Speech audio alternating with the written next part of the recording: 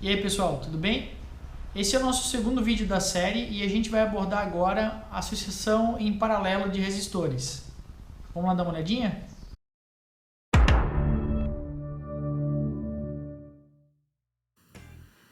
Em uma associação de resistores em paralelo, a gente pode citar três principais características. A primeira dela é que todas as cargas conectadas em paralelo estão conectadas ao mesmo nível de tensão.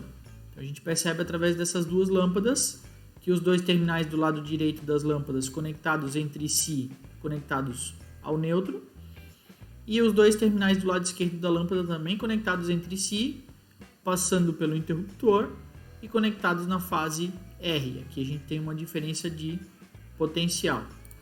Do lado direito, aqui nesse diagrama, a gente tem a mesma ideia. A gente tem um interruptor, duas lâmpadas e uma fonte de tensão. Então, os dois terminais inferiores das lâmpadas conectados entre si e conectados no polo inferior da fonte. Mesma coisa no lado superior, nos terminais superiores das lâmpadas, né? Os dois terminais conectados entre si, conectados num dos terminais do interruptor e o outro terminal do interruptor conectado no polo superior da fonte de tensão. Então essa é a primeira característica. A segunda característica é a característica de divisão de corrente. Ou seja, uma vez que nós fechamos o interruptor, é permitido então, acaba circulando a corrente elétrica por esse circuito. Ou seja, uma vez que o interruptor é fechado, a fonte de tensão acaba fornecendo corrente elétrica também, passa pelo interruptor que está fechado. A gente já viu que a corrente elétrica só circula em circuitos fechados e vai chegar nesse nó superior aqui em cima e ela vai se dividir. Toda essa corrente que sai da fonte, ela se divide na lâmpada 1 e na lâmpada 2. Um exemplo bem simples é o seguinte: se essas duas lâmpadas possuírem resistências iguais, a gente pode afirmar que a soma a corrente que essa fonte aqui fornece é dividida por igual na lâmpada 1 e na lâmpada 2. Por exemplo, essa fonte 1 aqui ela fornece 2 amperes, porque essa lâmpada 1 aqui está consumindo 1 ampere e a lâmpada 2 consome também 1 ampere. Então, sai 2 amperes da fonte, vai 1 ampere para uma lâmpada e 1 ampere para outra lâmpada.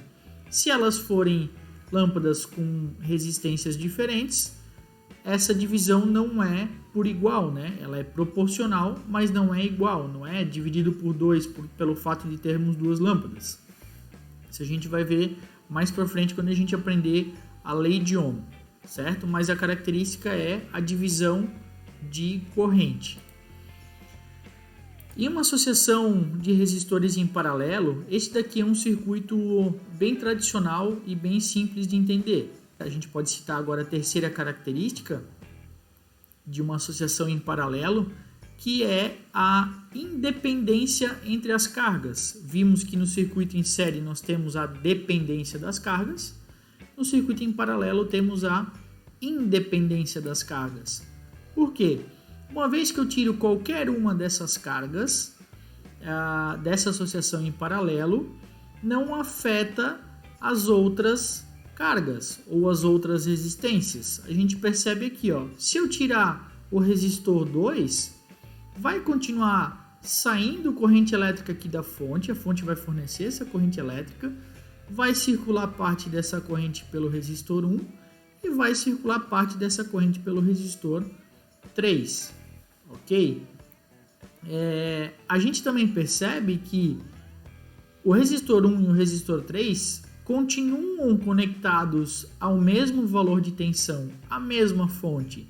O terminal de cima do resistor 1 e do resistor 3 estão conectados no terminal de cima da fonte e o terminal de baixo do resistor 1 e do resistor 3 também conectados ao terminal inferior da fonte.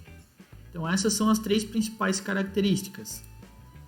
Como que a gente identifica se dois ou mais resistores estão em paralelo. Vamos lá. Esses dois resistores aqui, R1 e R2, estão em paralelo? Estão. Por quê? Isso é percebido quando a gente verifica que os terminais de cima dos resistores estão conectados entre si e os terminais de baixo dos resistores estão conectados entre si. Então a gente pode afirmar que R1 e R2 estão em paralelo. Nesse outro exemplo de circuito aqui, R1 e R2 estão conectados em paralelo? Se a gente verificar aí o conceito de ligação em paralelo, que é quando dois terminais de um resistor estão ligados diretamente aos dois terminais do outro resistor, não importando se há uma derivação na saída dos pontos dessa junção, a gente pode afirmar que é uma ligação em paralelo. Então vamos lá. R1 está conectado no terminal R2? Está. Tem uma conexão aqui no R3 também? Tem também. Mas a primeira análise que a gente faz é: R1 e R2 estão conectados entre si? Estão. Ok. Aqui nos terminais inferiores, R1 está conectado em R2? Está. Ok. Independente dessa derivação que nós temos aqui, ó, a gente pode afirmar que R1 e R2 estão em paralelo. E nesse outro exemplo aqui, R1 e R2 estão em paralelo? Olha, nessa ligação aqui, eles não estão em paralelo. Por mais que pareçam estar, né, tá um de frente para o outro, um ao lado do outro, né, dependendo da forma que a gente visualiza, mas essa ligação não é paralela. Por quê, pessoal? Nós temos esse resistor 3 aqui, ó. Esse cara aqui está atrapalhando essa ligação em paralelo. Ele não deixa com que essa ligação seja efetivamente uma ligação em paralelo. Reparem nesse outro exemplo anterior aqui, ó, que ele não está no meio. A gente só tem um terminal do R3 conectado. Isso descaracteriza, isso na verdade não descaracteriza, né, uma ligação em paralelo. Essa forma de ligar um outro resistor aqui ou qualquer outra carga, aí sim a gente está descaracterizando a ligação em paralelo. Então os dois terminais de cima estão conectados entre si? Estão. Os dois de baixo estão conectados entre si? Não estão. Tem um R3 aqui no meio, ó. Então a gente pode afirmar que eles não estão conectados em paralelo. Vamos lá. Associação em paralelo. A gente pode aplicar uma equação, né? A gente tem esse circuito do lado esquerdo aqui que é característico de uma associação em paralelo. E essa daqui é a equação principal que a gente aplica. Ou também, se a gente reescrever essa equação aqui, a gente vai ter essa outra equação. Ok? O que foi feito aqui? Eu tirei esse 1 sobre resistência equivalente e reescrevi a minha equação, deixando somente resistência equivalente é igual a toda essa equação. Onde o REQ aqui, né, o REQ, é a resistência equivalente de todos os resistores presentes no circuito, ou seja, eu substituo todos os resistores em paralelo por apenas um, que eu denomino de resistência equivalente. R1, R2 e R3 nessa equação são os resistores do circuito, nesse caso aqui eu só tenho 3. E Rn representa o número de resistores presentes no circuito total. Por exemplo, assim, ó, se eu tiver uma associação de 6 resistores em paralelo, como é que eu aplico minha equação? Eu vou fazer 1 sobre R1, mais 1 sobre R2, mais 1 sobre R3, até 1 sobre R6. Ok? Temos aqui uma outra característica. A gente pode aplicar uma outra equação um pouco mais simples quando a gente tiver 2 resistores. Então, tendo somente 2 resistores, a gente pode aplicar essa equação aqui, ó. O resistor equivalente é igual à multiplicação entre esses 2 resistores dividido pela soma desses 2 resistores. E uma outra característica aqui, uma outra forma da gente calcular é, dependendo da condição, né, obviamente, se nós tivermos mais do que dois ou mais resistores de mesmo valor, nesse caso aqui eu representei pelo valor R, certo? A gente pode aplicar onde resistência equivalente é igual a R, que é o valor da resistência, igual para todos os resistores, dividido pelo número de resistores. Exemplo, tenho 3 resistores de 60 ohms cada um. Então, eu vou fazer com que a minha resistência equivalente seja 60 dividido por 3 resistores. A minha resistência equivalente será de 20 ohms. Vamos fazer um exemplo prático aqui, ó.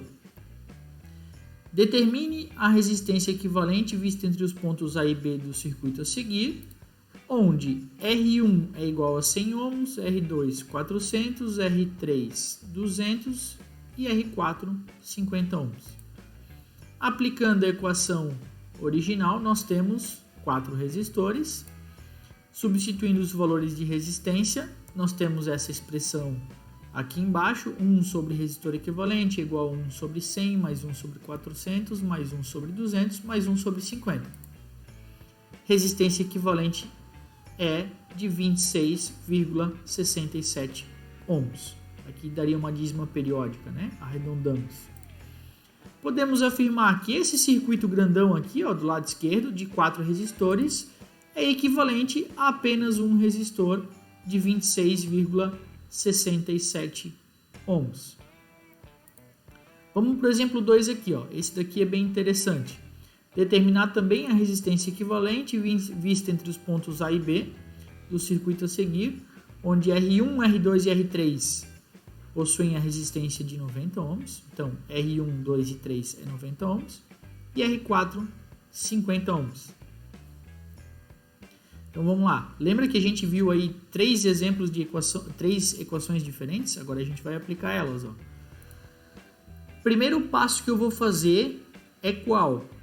Eu vou utilizar aquela equação que trabalha com esses 3 resistores R1, 2 e 3 de mesmo valor. Ela é bem simples. Vamos lá, ó. Eu vou chamar de resistor equivalente 1 porque é referente ao passo 1. Então, resistor equivalente 1 é o valor da resistência igual para os 3 resistores, né, de 90 ohms, dividido por 3 resistores. Teremos então uma resistência equivalente 1 igual a 30 ohms. Se eu substituir esse circuito aqui com esse resistor equivalente 1, o que a gente vai ter aqui, ó? Um resistor equivalente 1 aqui de 30 ohms, que a gente acabou de calcular, e em paralelo com o resistor R4 de 50 ohms. Agora eu vou calcular esse novo circuito aqui, ó, redesenhado, através do passo 2. Como é que eu vou fazer isso? Com aquela equação de 2 resistores por vez. Agora eu vou chamar de REC, né? O resistor equivalente final, é igual ao quê? A multiplicação entre o resistor equivalente 1 e o resistor 4 dividido pela soma do resistor equivalente 1 e do resistor 4. Substituindo os valores, temos 30 vezes 50 dividido por 30 mais 50. Resistência equivalente é igual a 18,75 ohms. Ou seja, esse circuito aqui do lado, nós podemos substituir por apenas um resistor equivalente de 18,75 ohms. Era isso por hoje, pessoal. Obrigado. Qualquer dúvida, deixem um comentário aí embaixo que a gente vai responder. Um abraço.